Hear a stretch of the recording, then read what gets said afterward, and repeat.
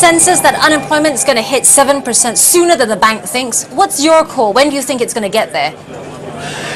Two things. I want to answer the question directly. I think it will take longer than the markets are currently expecting, because I think that productivity ought to pick up, and if productivity picks up, then unemployment will fall more slowly, because currently all of the surveys suggest that of the part-time workers that have been in employment over the last couple of years, a quarter of those want to work more hours. So you'd have thought that if the economy continues to strengthen the way that it's suggesting at the moment, that firms will employ more of those people more intensively. So I think the unemployment rate may take longer to get to 7% than the market's currently predicted. However, even if it did get to 7%, remember, it won't elicit any action from the bank other than a reconsideration of whether or not the policy stance is appropriate.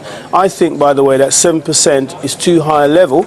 If we believe that the rate of employment in the UK on average ought to be around 5.5% in a normal economic environment, then 7 seems too high, and I think that they could easily lower that to 6.5% or something. Trevor, if you're right, how do you think Carney, should he at all tweak his guidance?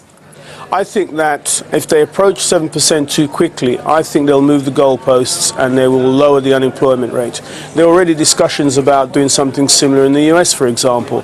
So I think that it would be entirely appropriate if they were to do that. But at the same time, Trevor, inflation expectations are growing, no signs of inflation coming down. Can the bank keep rates down for that long, given that inflation pressures are not going away? Well, interesting point. Quite right for us to focus on that, because after all, inflation expectations is one of the knockouts. I think that the rise that we're seeing in consumer inflation expectations are partly based on the fact that fuel prices have gone up and our utility charges are going up. Now, to the extent that those things drop out in a year's time, to the extent that other price pressures ease, then I think that some of the increase that we're seeing in consumer expectations of inflation will actually fall back. And remember that actually inflation could fall over the next few months, and I think they will.